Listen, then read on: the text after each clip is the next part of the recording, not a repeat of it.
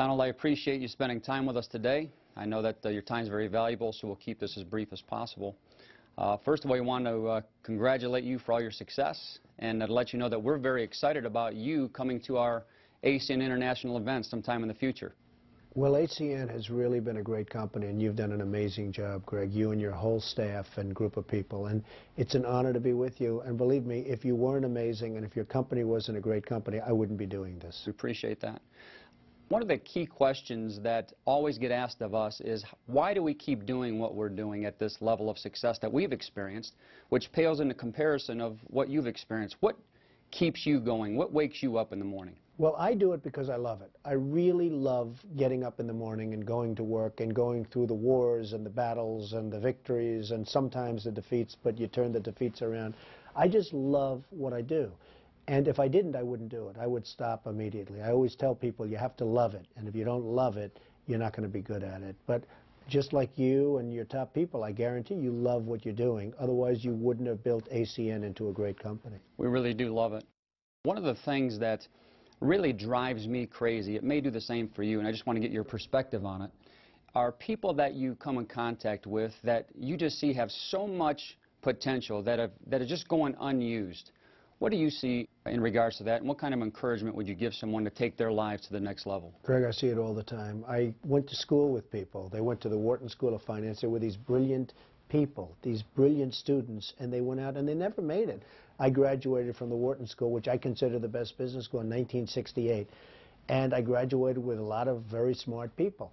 And some of them have really made it big, as you can imagine, and some of them have not made it at all. And I look at the different people, and the ones that made it weren't necessarily the smartest, and they weren't necessarily the best, but they had a quality where they just really never quit or never gave up. And you used the word perseverance, and you asked me to talk about perseverance a little bit, but it's the same thing. I mean, it's called not quitting. And they just wouldn't stop, and they became successful. And then other guys that were better students, probably smarter, to this day, they've never really hit, and they're not going to hit at this point of the game.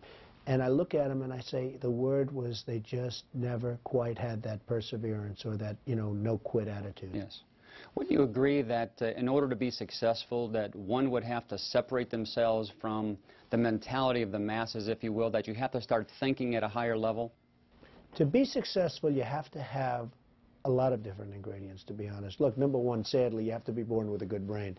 If you don't have that, it's not going to be, but the people you deal with have.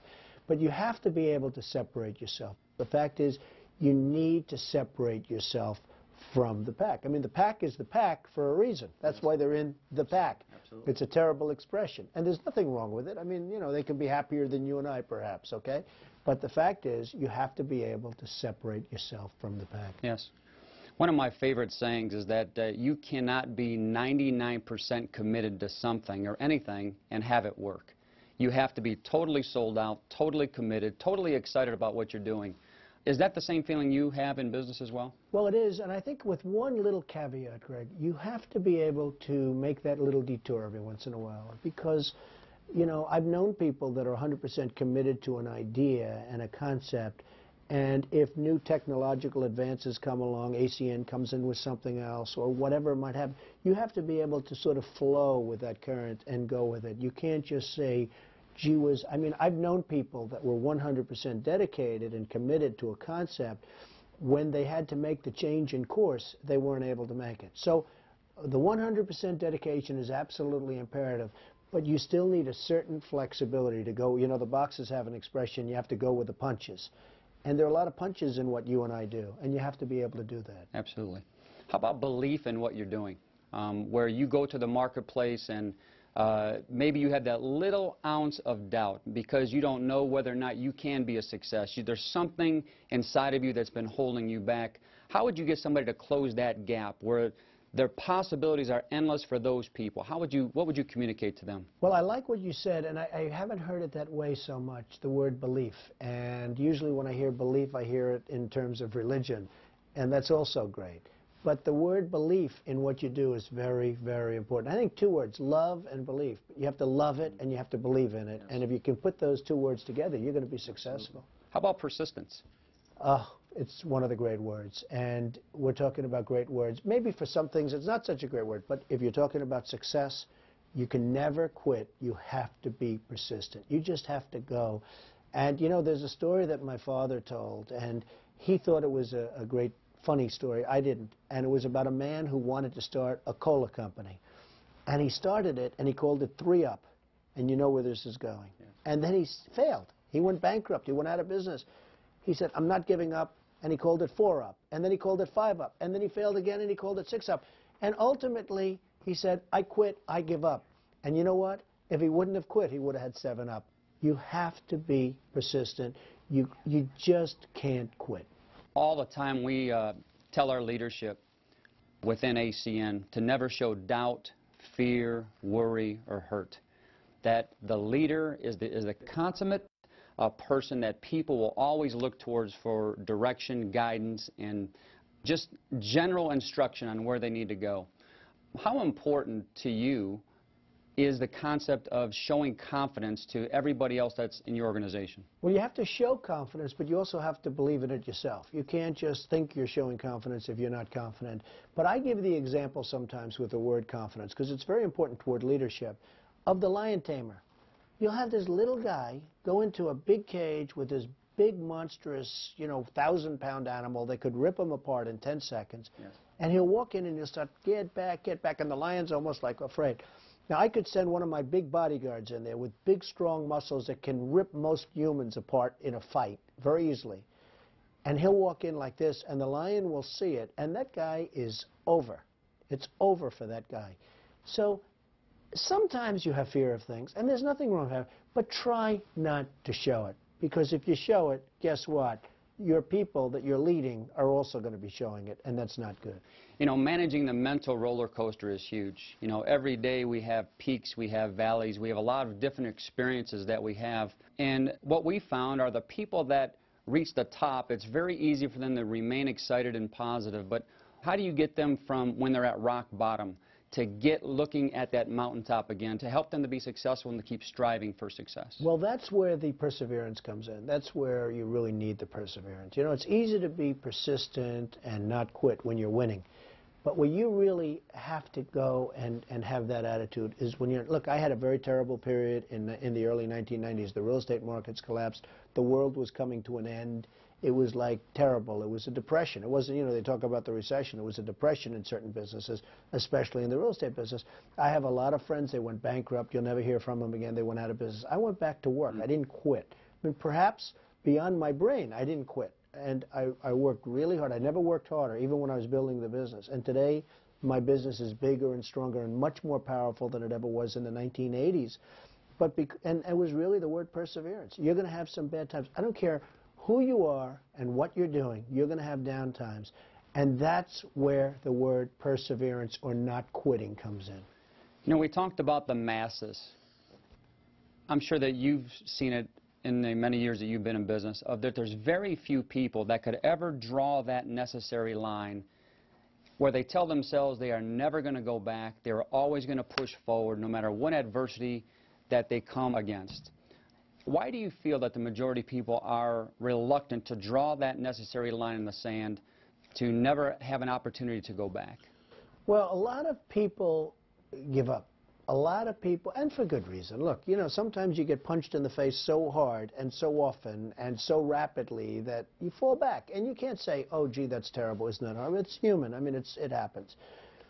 But you got to keep going forward. You just have to do it. And those are the great success stories. And, I use the example of punched. Well, the boxers, I mean, it's those guys that just keep moving forward. They just keep going.